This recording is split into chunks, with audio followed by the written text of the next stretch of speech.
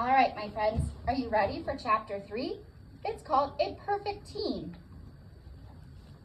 Through late 1936, Seabiscuit flourished. Tom continued to give the horse everything he needed: friendship, good food, and a gentle treatment. Seabiscuit still did not like to be in that starting gate, much like Hardtack, his father before him.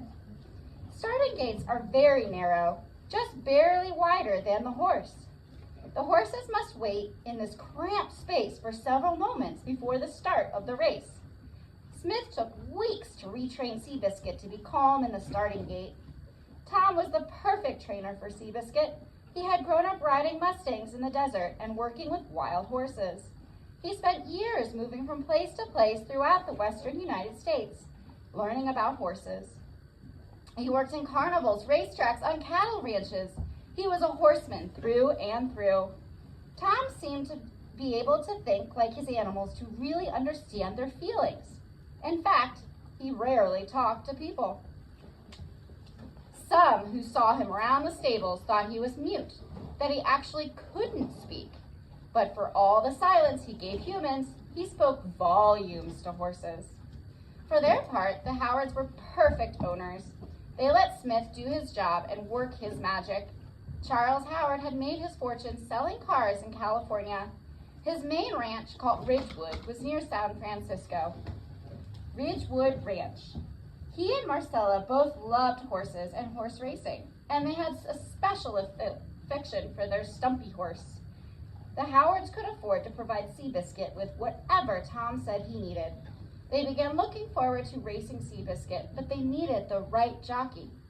The relationship between a horse and a jockey is one of the most interesting in sports. Jockeys are tiny men, rarely weighing more than 110 pounds. They ride animals that weigh 1,000 pounds in tight packs at more than 40 miles an hour. One slip and they can fall and be crushed. It takes great courage, balance, and athletic skill to stay atop a speeding horse. But just staying on top is not enough. A great jockey becomes a teammate of his animal, not just a passenger. The horse and jockey learn to trust each other so that when a jockey gives instructions, the horse will listen. A great horse needs a great jockey.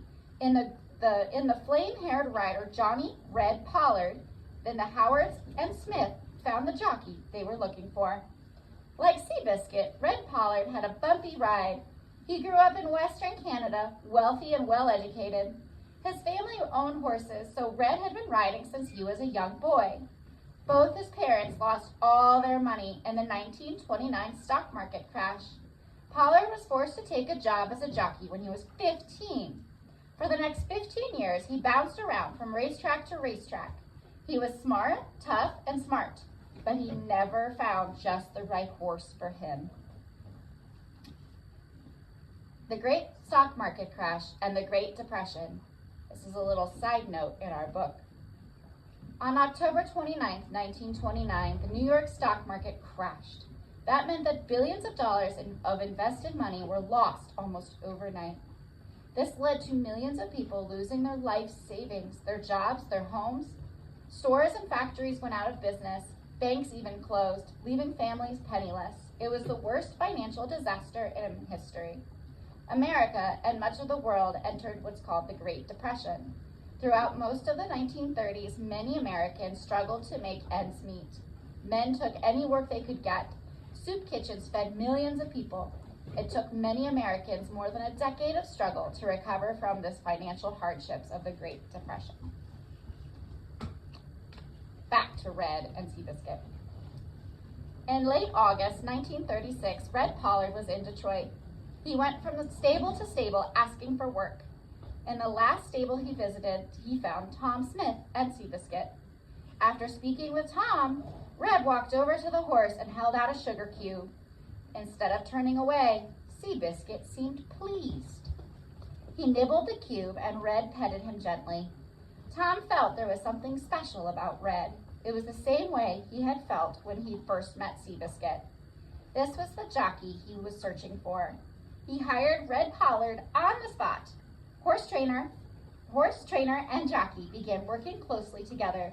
They trained in the mornings and relaxed in the afternoons, quickly becoming friends. Red learned the habits and riding style of Seabiscuit, of whom he called Pops, just kind of like how we call Sonny J. He began to see what Tom had seen in the animal. After one workout, he jumped off and told Tom, "This horse can win the Santa Anita," which was the race with the biggest purse in America. With the right team finally in place, could an underdog racehorse finally become a winner? Let's find out. Hopefully we'll see you all at book club tonight. Thank you. Holy cats, my hands are cold.